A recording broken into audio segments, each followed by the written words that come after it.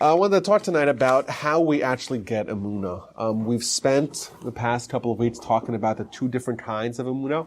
There's a more simple, more rudimentary Emunah.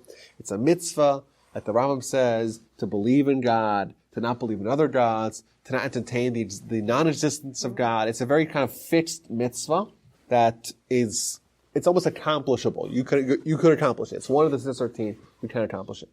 And then there's another realm of Emunah that extends to everything, as the Gemara says, the goal of all the mitzvos is to achieve Emunah, living with constant Emunah. It's like the farmer who always recognizes that the agriculture works, even though it's a miracle. That's a kind of a very advanced level of Emunah as well. And everything that goes in between, kind of what separates this and that, is all of Torah and all of Jewish life.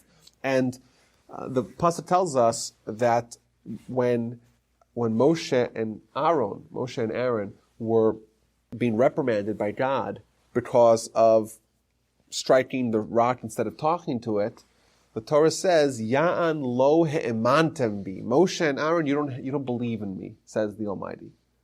Now, how is it possible to say that Moshe and Aaron don't have Emunah? If they don't have Emunah, we for sure don't have Emunah, right? What it means is that the other realm of Emunah, the expansive, pervasive realm of Emunah that covers everything, that there's no end game to it.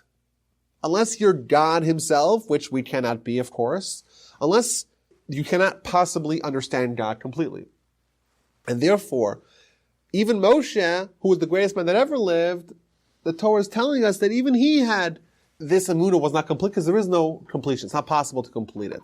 And that essentially means that the room for Emunah growth is unlimited, because there's no way for us to ever get to the end of it.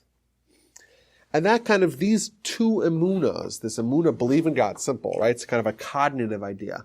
And then there's the other Emunah, which is to change who you are and to become a different entity and to feel Emunah in a reflexive way, in an instinctive way, to become like an angel. Well, that's done through Torah. And that's kind of the process. And, this week we read about the Ten Commandments. And the first is, Anochi Hashem Elokecha, I'm the Lord your God. Believe in God. And the last is, thou shalt not covet. Lo sachmo, don't desire your neighbor's house, his car, his wife, his ox, his clothing. Don't desire what your neighbor has. Now it's interesting. It doesn't tell you don't act upon the desire. It says don't even desire. And the obvious question is, wait a minute. If I desire something, that's not my doing. I didn't choose to desire it. I desire it. I choose whether to act upon it. But here, it seems like the Torah is telling us a mitzvah that doesn't seem like we could possibly fulfill it. We're being told, don't even desire it. Don't even covet what your neighbor has. How is that even possible? So the Ibn Ezra, the commentary, he says this point. He says that just like if, the example that I give, he doesn't say this, this is my example. I kind of updated the example. Does any one of us desire to grow wings and start squawking and flying like a bird? We don't even think about it. It's not even within the realm of reality for us, right? You can desire a lot of things, but that's not something that you even desire because it's not possible, right? It's physiologically outside of the realm of what you can imagine yourself being. You don't think about, like, when will I finally grow talons out of my arms? People don't think like that, right? Why? Because that's not within your reality. Says the Ibn Ezra, what the Torah is telling us, thou shalt not covet, that's all the way to the other end of the Ten Commandments, right? And we said that the Ten Commandments, that's a condensed version of all of Torah. So beginning is the start, and the end is the end. And what's in the middle? Everything. All the 613. And that brings you not from a rudimentary Emunah to a reflexive Emunah. From a cognitive Emunah, believe in God, to an Emunah that actually permeates your existence. It changes your interaction with the world. And the result is, lo sachmod, you don't desire. Why don't I desire? Because of Emunah. Why? Because I really believe that everything the Almighty does is calculated, and everything is part of a bigger plan, and the Almighty knows what I need, and gives me what I need to do, my tools to fulfill what I need to do. And the Almighty gives my neighbor what he needs, and with the tools that he has, that he has necessary to fulfill his job. And why should I desire it any more than I desire something that's not, it means that's my reality. We know that the tzaddikim, the Gemara says, tzaddikim chavivim aleim amonum yoser migufam. The tzaddikim, they desire their money more than their body. Sounds very strange. The Gemara says, Rashi breaks it down, that Vayivasar Yaakov levado. Jacob is stranded alone. Why is he alone? Because he left Pachim Tanim. He had small judges on the other side of the river that he had abandoned. And he went back to get them. Mikan Amru, from here they say, this is what the Gemara says, that tzaddikim, they love their money more than their life. Why would Yaakov, who was one of the richest people in the world, why would he love his money as a few jars? Who cares about a few jars? What this means is that a tzaddik has a very distinct perspective on the world, and that is that the Almighty actually exists. And therefore, everything that I have, everything that I own, that's given to me by God for a purpose. And moreover, my body, what's my body? That is a tool that God gave me for my purpose. So I have my money and my body, they're the same. And therefore, even if it's a small jar, that who cares? It's a small jar, it's not worth so much money. Still, it's the Almighty gave it to me, and I have to value it because it's part of given to me for my purpose, and therefore I cannot abandon it. That is the attitude of someone who has the fully blown and developed Emunah, and that person with that attitude won't desire what his neighbor has because I know that the Almighty gives me what I need, and the Almighty gives my neighbor what he needs, and that's not even within the realm of reality of what I could possibly ever even desire or think about desiring to obtain. So we see this progression, that there's the starting point of our growth in Emunah is believe in God. And then the end point is don't covet, which is a manifestation of the full-blown Emunah where it actually it changes who you are. I want to start today with thinking about how do we acquire Emunah, just the most basic levels of Emunah, just the Anoch Hashem Elokecha Emunah. And I think that there's a miscalculation that people have. Most people don't ever think about this question, either because they're not interested, they're not stimulated by it, they're not intrigued by it, or because they're terrified by it. It's a scary proposition because it gets to some of the core aspects of who we are as Jews, and we don't want to tamper with it. And people tend to rely on what they feel, number one, and on what their family told them, number two. And that's why you don't really see so many people who grow up one way to change. And that's why, the same reason why, when a kid goes off the derech, because his father smacked him too many times, right? The kid abandons God because he's mad at his father. Well, what does that have to do with each other, right? Because the father essentially is that link that connects him culturally and societally to God. And therefore, the only reason why he believes in God is because his father told him. So if he hates his father now, so he hates everything the father represents. If his father represents God, then he abandons God when he abandons his father. That's the reason why I always wonder, like if someone wants to go off the derech, right? They want to abandon Torah. Fine, terrible, tragic, right? And frequently it's a smack in the face to their parents, right? And they hate the parents, rebelling against the parents, recalcitrant, teenagers and adolescents. I see most cases of kids abandoning Torah as bad parenting. This is a separate discussion. But let's assume that that's correct. So, bad parenting, but why do you have to abandon God? What does a parent have to do with God? The answer is that that's your only link. Most people, that's their only link. We're part of a community. We went to school. We have our parents and grandparents, and they teach us, and then we just accept and teach it to our children. And that's good, and that's important, that's necessary, but it's not sufficient. And I'll tell you why.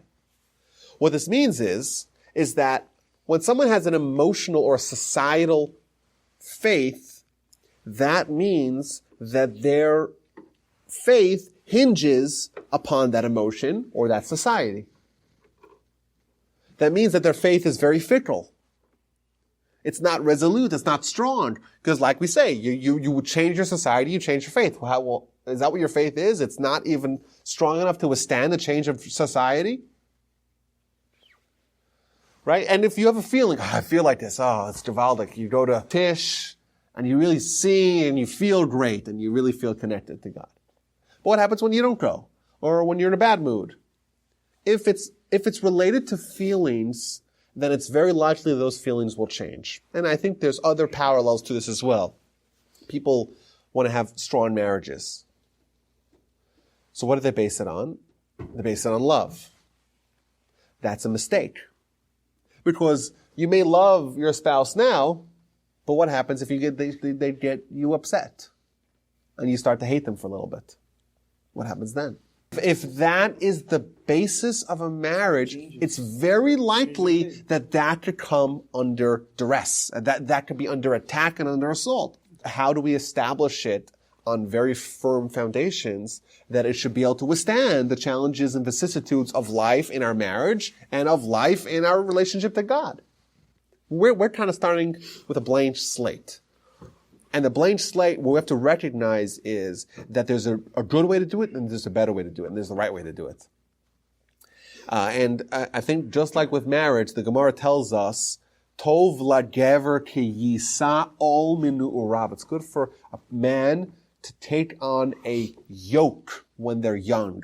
Says the Gemara, Ze ol isha. This is the yoke of marriage. This is the yoke of marriage.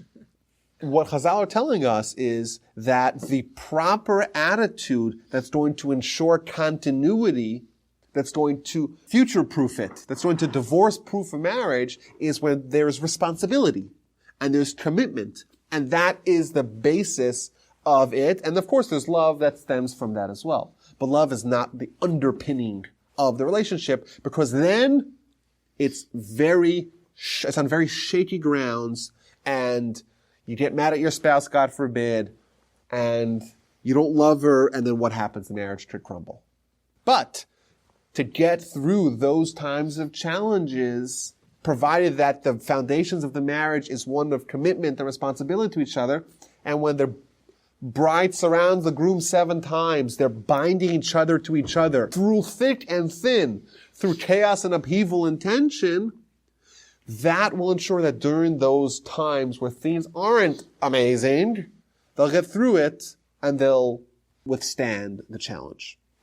Similarly, with our Emunah, we have to try to figure out a way that Emunah is not dependent upon all the other externalities. It's not dependent on our parents or our society or whatever we feel, that it can withstand the challenges of life and the ups and downs of life.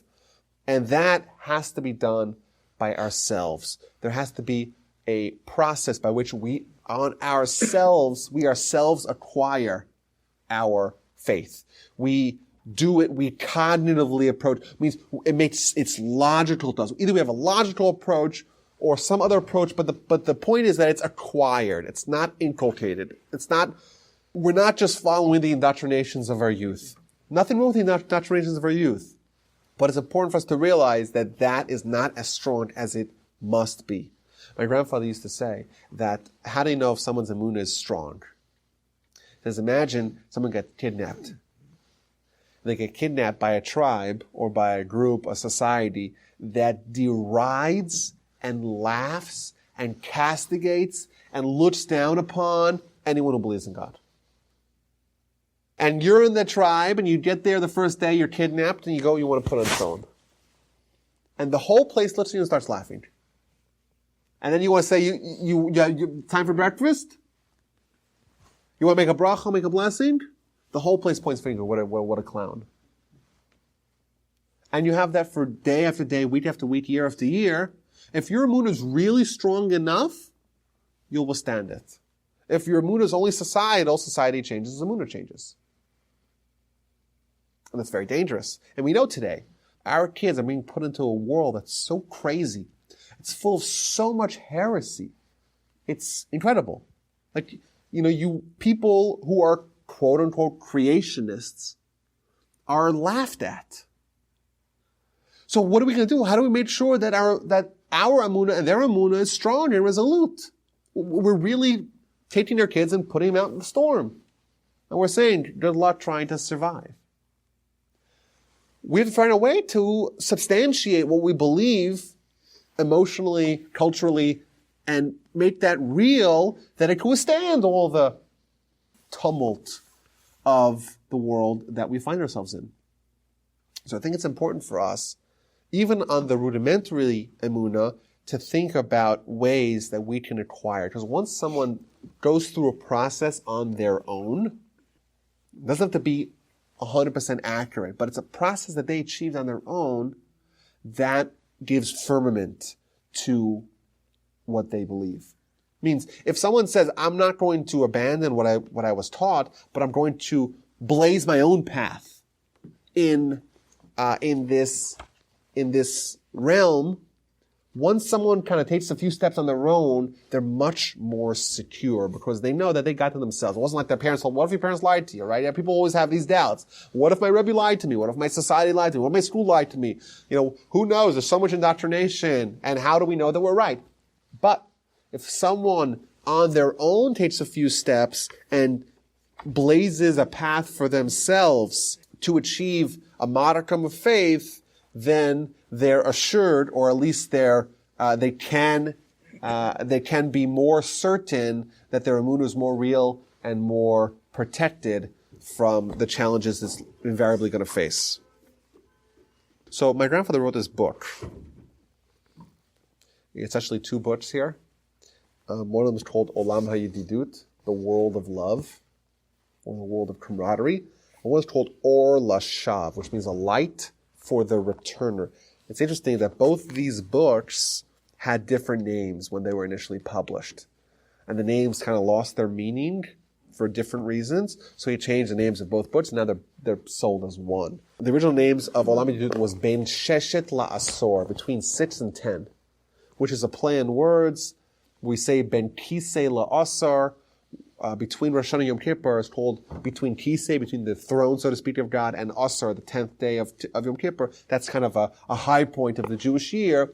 So he made a play in it, Ben Sheshet LaAsar, between the 6-day war and the Yom Kippur war. Because there was a tremendous resurgence and renaissance of Torah and tshuva and repentance during that time, because there were miracles. But that was the high point. That was the beginning of the Israeli kiruv movement, the tshuva movement. My grandfather was a pioneer in the vanguard of this movement, and he would go and speak to soldiers, and he would go from kibbutz to kibbutz, these leftist, communist kibbutzes that would eat pig on Yom Kippur. Like, that really existed in Israel. These ardent, anti-religious people, they had their worldview shaken, and they were willing to hear. My grandfather went from kibbutz to kibbutz and speaking to these people. And in the first section is what he wrote during that time. The second book, much shorter book, was called Shall Yah, which is a word there's a pasuk that says Shall Yah, the flame of God.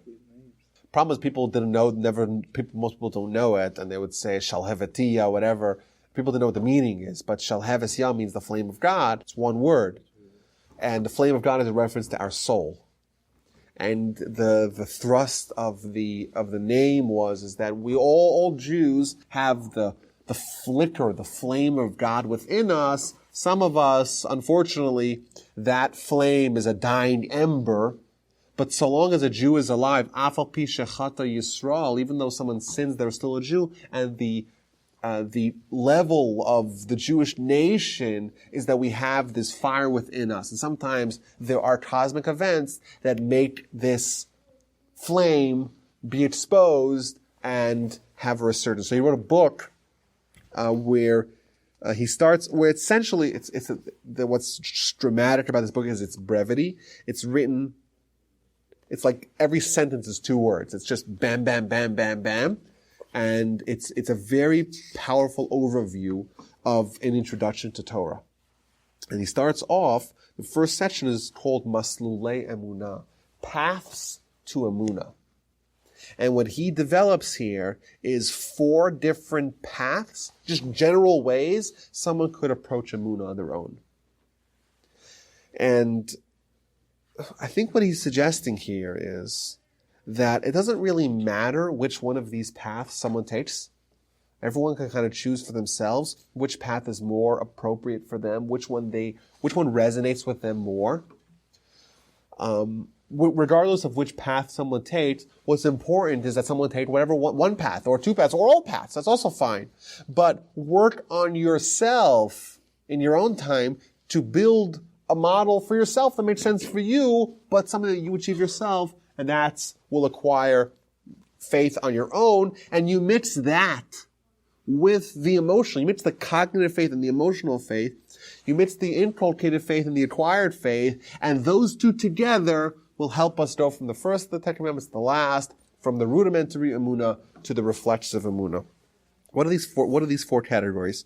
So the first one he says is the world, which means basically the world around us, what we would call today science, or the wonders of creation. That is one realm.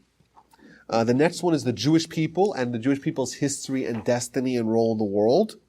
And the third one is man himself on his own. And the last one is Torah. And looking at Torah and seeing how it all works, that can be used as a way to build your own relationship with Emunah.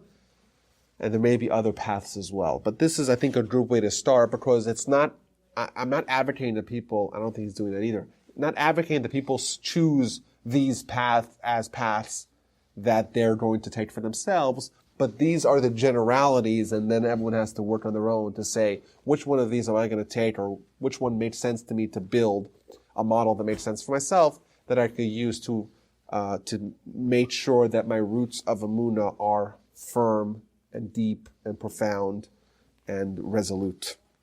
The first one here, he gives just kind of, these are little snippets, these are what Wikipedia would call stubs.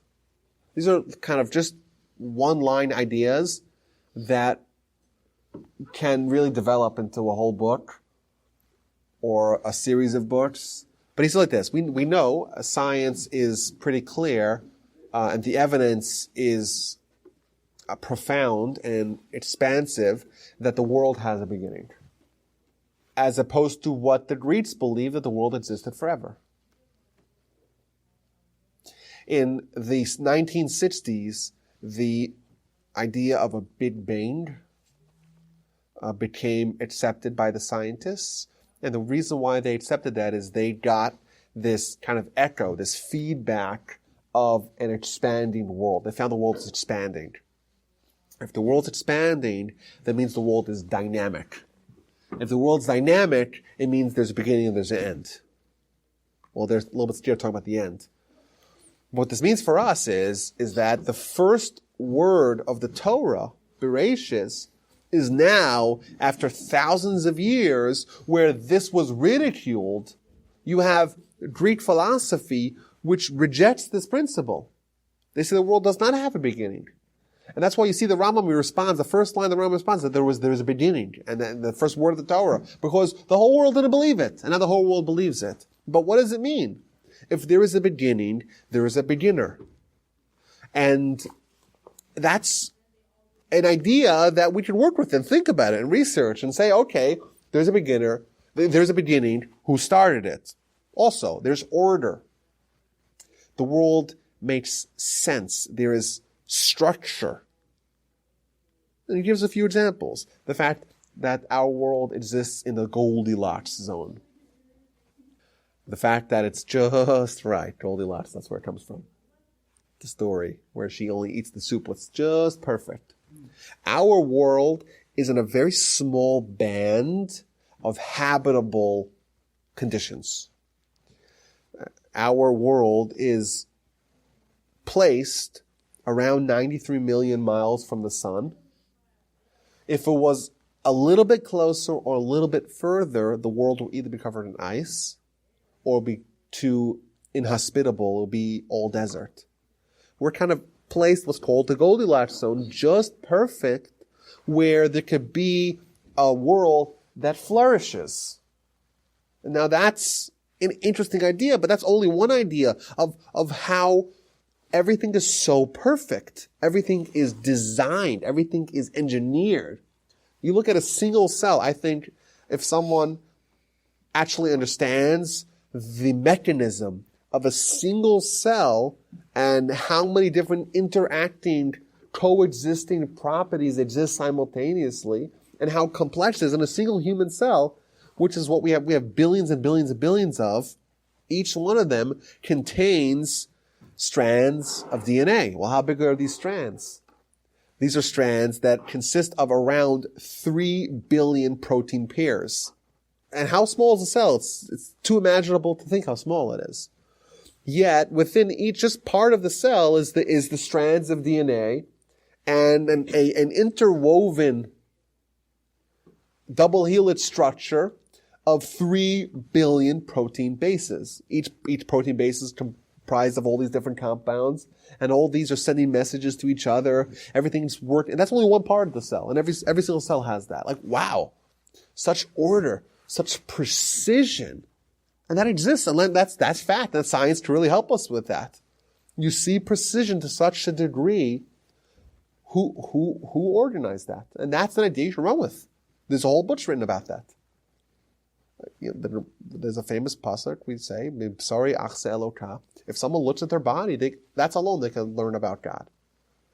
And that's even before they knew how the body operated. Now we learn more and more about how it actually works, and it's fantastic. It's unbelievable. How a brain, just the energy efficiency of a brain, how much data is being stored in our brain and how efficient it is. I read that if Intel could find a way to be as efficient in processing data as our brains are, storing data, yes. As storing data as our brains are, you could fit all the big internet companies with petabytes upon petabytes upon petabytes of data that have these huge cities. These cities of data centers that each one of these data centers takes up as much energy as an entire metropolitan area. These data centers that have enormous amounts of data, all that could be condensed to something that would weigh less than a kilo. If they could figure out a way to make systems that can keep that amount of data with that efficiency. We all have that in our brains. We have that. That's just mind-blowing. And there's so many examples of that. Just recently, they had a study that greatly altered the estimated amount of distinct species on this planet. And it's interesting. I always think about, when Darwin wrote his book in 1858, just what they knew about biology versus what they know today.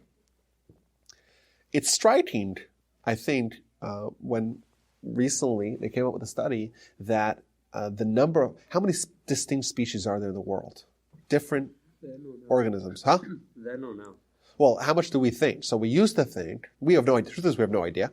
That's the real truth. But the estimation, what they did is they took samples of ocean water, of salt water, and they took, let's say, a meter by meter of salt water, and they looked at it under a microscope. And you take under a microscope, you find these tiny little organisms. And you find within every meter of ocean water, you find millions and millions and millions of different organisms. Independent organisms of each other. They're all reproduced of their kind.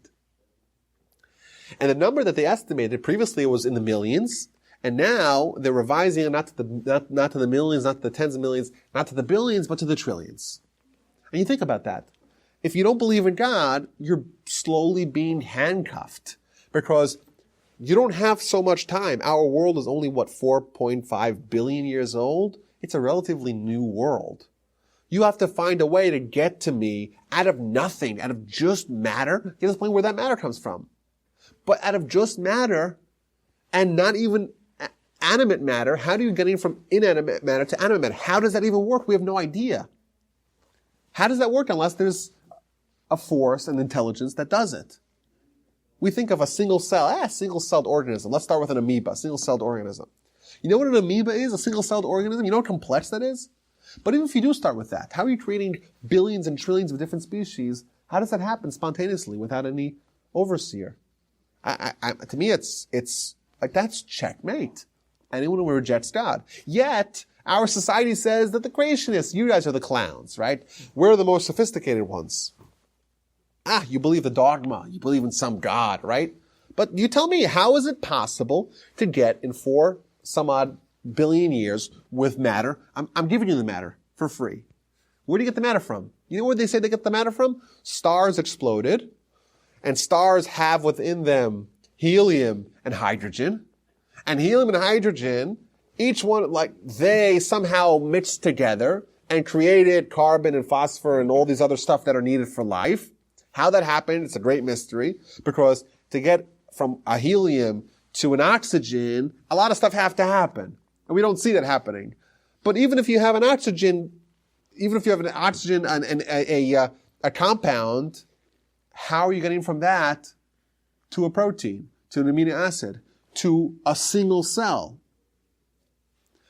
I don't know. To me, it's so strange. Yet we're the ones that are being called out for our commitment to unprovable, so to speak, entities. It's strange. And now you have to get not to one of them, but to billions of them. And there's more mounting evidence as time progresses, and there's not enough time, right?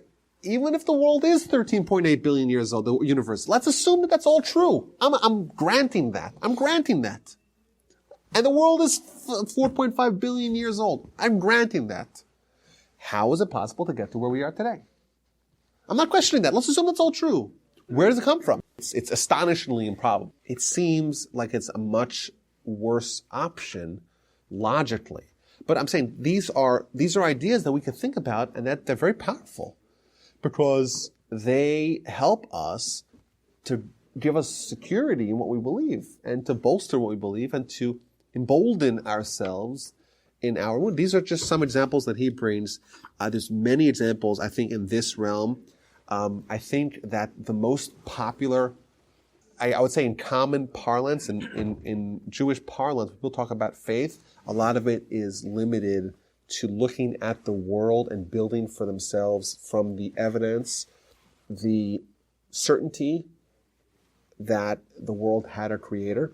Like we've mentioned, that's not enough to get us to the full-fledged Emunah. That's a much more advanced question. This seems like a much simpler thing to achieve. Like to get to Anochi Hashem Elokecha, to believe that God exists, that's much easier than to actually change who you are and to recreate yourself in a way that you don't desire someone else's stuff. But this is one approach to do it. We look at Jewish history. You see remarkable events that happen to our nation that don't happen to any other nation.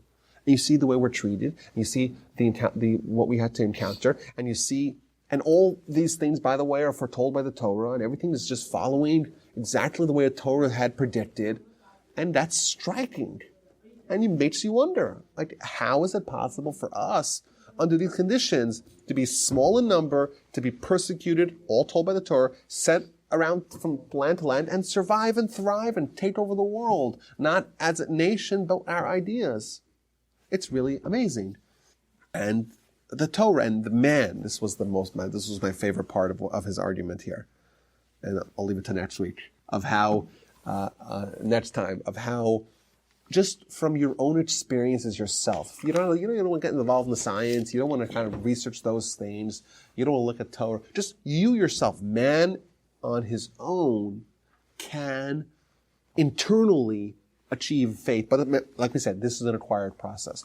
But the bottom line is we should work on trying to build for ourselves a working model that is good enough for us to say that our Emunah is not just what we've accepted from our parents. It's not just what our society has told us.